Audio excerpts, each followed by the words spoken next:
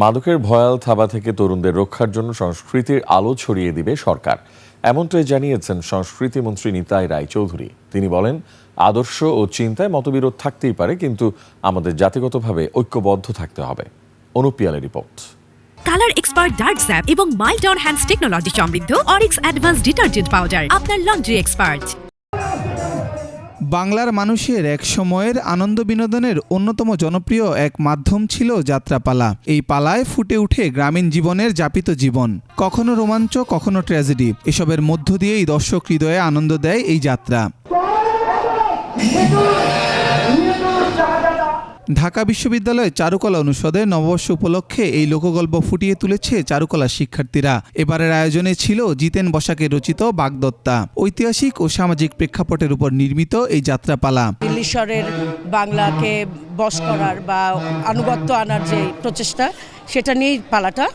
আর বাংলার সুলতান এখানে তিনি ছদ্মবেশী মানুষের ঘরে ঘরে গিয়ে বিভিন্ন সংবাদ সংগ্রহ করেন, মানুষের অবস্থা দেখেন। বাংলার নবাব তুগরিল খাঁর চরিত্রে অভিনয় করছি। নিজেকে নতুন চরিত্রে ভাবে আবিষ্কার করা আসলে খুবই বলে বোঝানো যাবে। পথ ভুলে গেলে তাকে পথ চিনতে সহযোগিতা করে, এরকম একটা মজার ক্যারেক্টার। আর রাজধানী শিল্পকলায় নববর্ষ উপলক্ষে সাংস্কৃতিক অনুষ্ঠানে যোগ দেন সরকারের সংস্কৃতি মন্ত্রী নিতাই রায়চৌধুরী। মাননীয় প্রধানমন্ত্রী জনাব তারেক রহমানের পক্ষ থেকে আপনাদের সবাইকে জানাই শুভ নববর্ষ। সংস্কৃতি মন্ত্রী বলেন, সংস্কৃতি একটি জাতির আত্মা, এর মাধ্যমে জাতিগত পরিচয় ফুটে ওঠে।